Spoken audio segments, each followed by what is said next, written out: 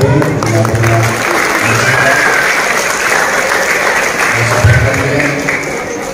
ang ating lungsod. Of course, to our partner also from the national government, Dr. Lester, Regional Office Director,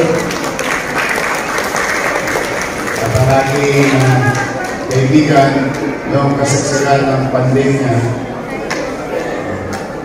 Dr. Paz, Assistant Secretary, siya kasama ko noong pandemya at ang Regional Office ng DOH.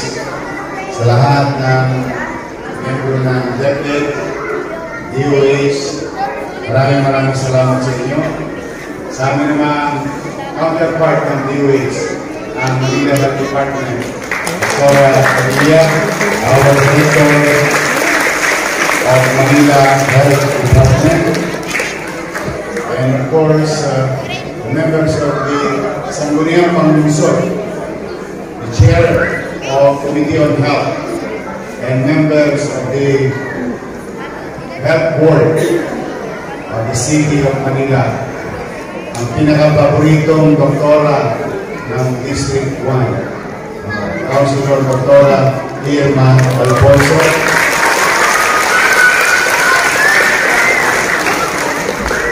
at katulad ng mga estudyante babae dito, kasi ganda ninyo ang ating Vice Mayor Julie Alfonso.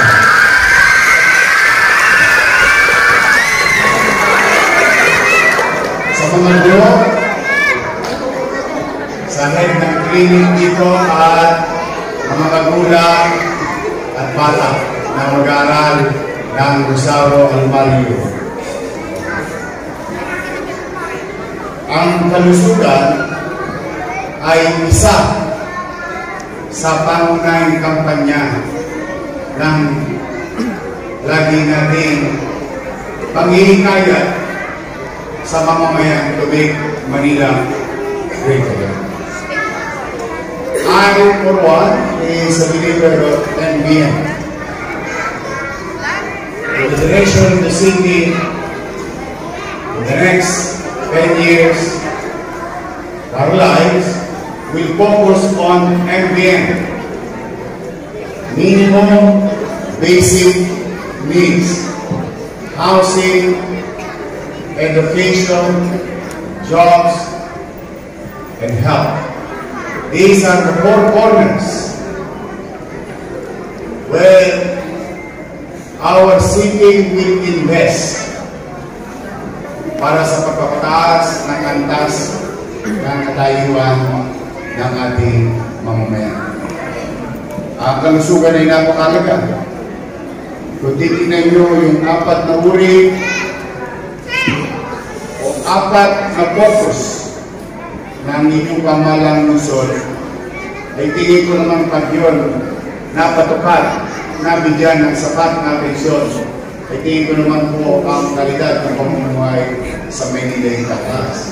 Ang pamilya ay may bahay, may masisilong.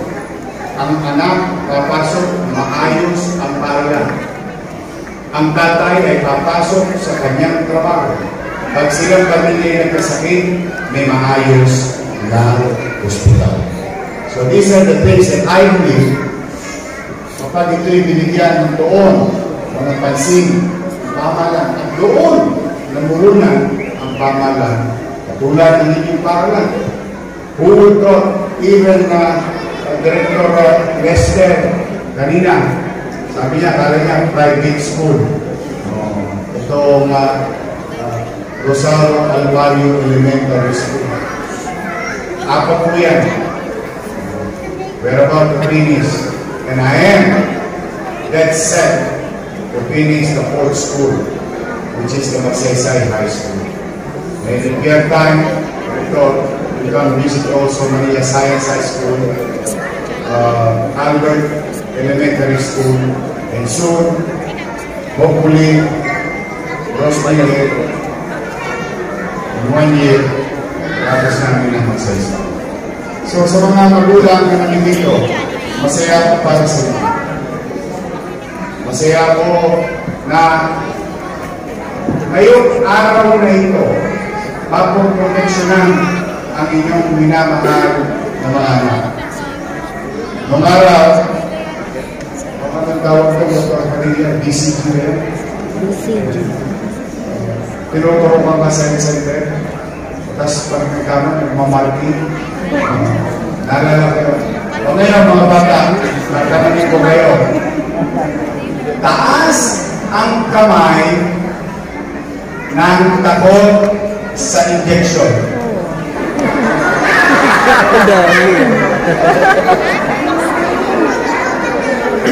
Magasin niyo ba? Si Yorme nakataas din ang kamay. Opo. Nakakatawa, pero totoo. Tatlong bagay lang po ang takot na takot ako. Una, height. I'm afraid of height. Kaya never ako naging komportable kapag nasa aeroplano. Two, multo. Takot ako sa multo. Sa ghost. Kaya, nung basurero ko, magagaling ako ng Pagdalaga, El Santos, El Cano, Zamora, kabulin ako sa Recto, El Pan. Diba, inaabot na ako ng alas 10, alas 12 ng gabi. Maglalakad na ako sa Kagitingan. Pag nakakamoy na ako ng Dama de Noche, kinakabahan na ako. Kasi inisip ko noon, bata ko, kahit anong bilis ko ako, yung mundo maunahan ko rin ako. So, anong freedom goes? Pangatlo, takot ako sa injection. Pagamat kung kagano, I think si Assistant Secretary din, Dr. Paz, and the DOH family at the time, well, nobody, most people at the time know the vaccination para maproteksyonan ang taong bayan sa COVID. Ako ang unang pasyente na buti na lang itong mga mamyunyo, yung mga photographer. Pinapanan nila yung itsura ng uwa ko kasi alam nila, bakit ako sa injection. Naabangan niya, buti na lang ng araw, required yung mask. Kaya, habang ini-injectionan ako, hindi na nakikita ng mga photographer, yung mukha ko, yung bibig ko, doon talaga. Kasi takot ako siya. Pero, you have to conquer your fear. Sabi nga. Kaya kayo mga bata, ito yung bakuna nito ay hindi para tayo saktan, kundi para tayo proteksyonan. Kaya pag may bakunahan, lagi tayong sasanin. Dahil ang intensyon ng inyong pamalaan ay maproteksyonan, maging malusog ang mga anak o mga bata sa lungsod ng Manila. Today is the start of the long journey to address almost 53,000 students in the city of Manila, from elementary to high school. That is the goal. And as far as your Manila Health Department is concerned, manipan sa mga nanay, tatay, mga lolo-lola ko na narinito, in the past, under our watch, Manila Health Department always, most of the time, more than the target, achieve the target. Kaya palampakan namin ang ating mga membro ng Manila Health Department. Name all types of vaccination when DOH would ask the city of Manila to help the national goal in vaccination program.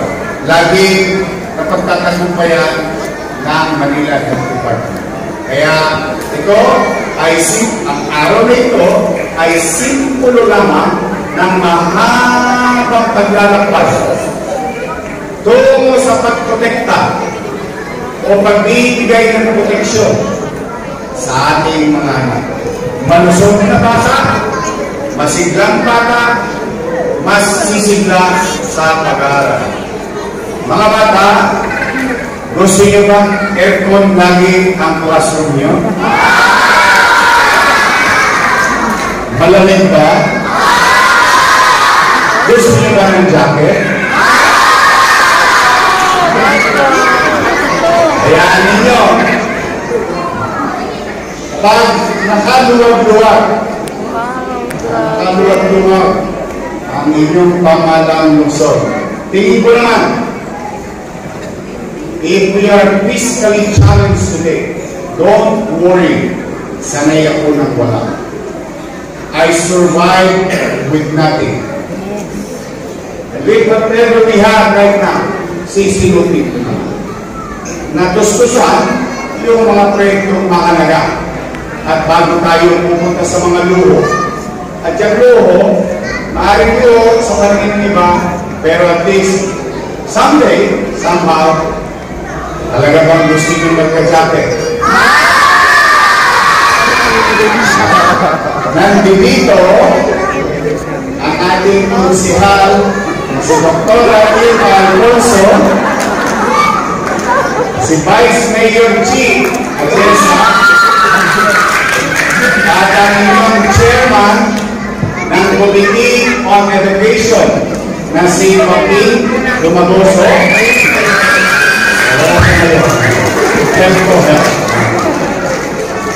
Ay aking kausapin pagkat tayo mga sino ng kaunti someday somehow hindi lang uniforme pati jacket magkakaroon ng mga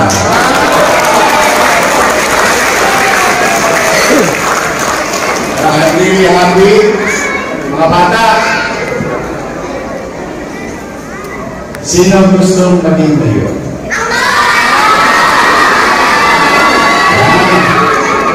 Sino maging gustong doktor? Sino gustong maging teacher? Abogado?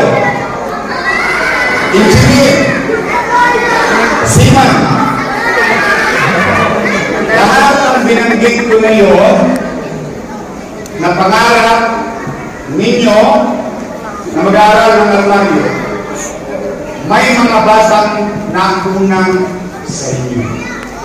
At yung mga batang yung kasama ko ay nangarap din maging doktor, maging lawyer, maging engineer, maging seaman.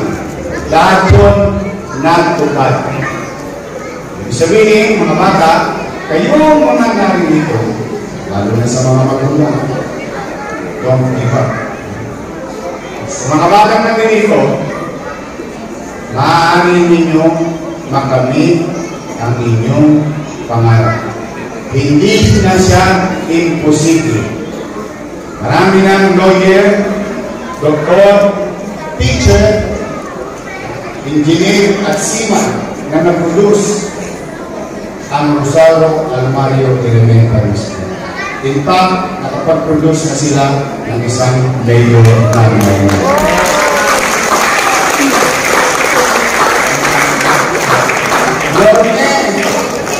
Paano po ako magiging doktor?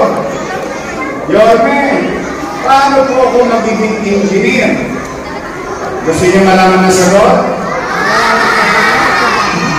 Matulog ng maaga.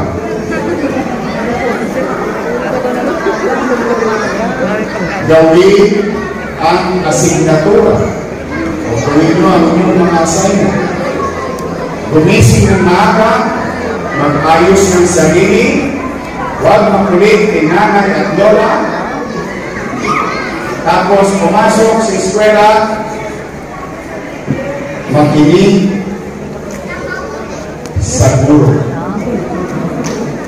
Makinig ng mabuti. At pag ang guro nagtatanong, magtaas na agad ng kamay. 2 plus 2. 4 plus 4. 326 plus 326.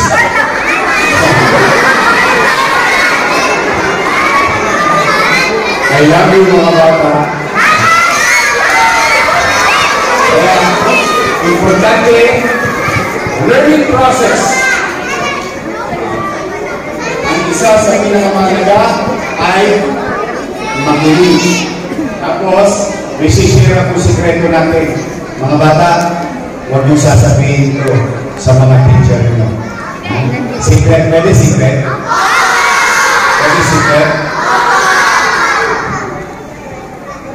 Huwag mahihiyang magtanong. If you don't know, kung hindi mo alam, if it is not clear, kung medyo nagilito ka, pwede kang magtaas ng kamay. Ma'am, sir, I cannot understand. Please explain further. O pwede bang ipaliwanag mo muli? So, kasi sinabi ni Confucius, he was questioned is a fool for that moment. He who does not is a fool forever. Kaya huwag maiyang magtanong. Matulog ka maaga, gumawa ng asignatura, pumasok ka maaga, makinig ng mabuti, sumagot, mag-participate, at magtanong. After that, magiging doktor na kayo lahat. Magiging lawyer na kayo lahat.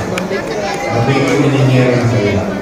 But today, habang ginagawa niya, kami naman, ng inyong mga doktora, ng inyong superintendent, ng buong eskwelahan, si Principal Badoy, at 10 na Budoy, at 10 ng ating mga guro, ang gusto namin ngayon, proteksyonan kayo at maging manusog kayong bata dito sa Luzon.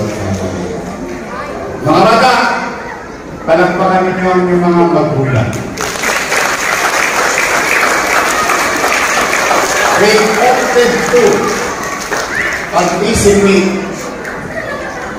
for your protection. And I hope lahat ng magulang na naririto at sa punang iyong mga kasamahan ng mga kapwa natin magulang should participate in protecting and giving proper attention, healthcare attention sa ating mga magulang. So, ito ang inyong Yorme, kami ni Vice Chief, ng Museo ng Manila, lahat ng kamahalan, nasyonal at global, ay maglalakbay na sa isang direksyon tungo sa pagpapahalaga ng kalusugan ng bawat batang Maynila. Magandang araw, pagpalain nawa kayo ng po may bata. O sabay-sabay tayo mga bata. Manila! God first! Okay, thank you.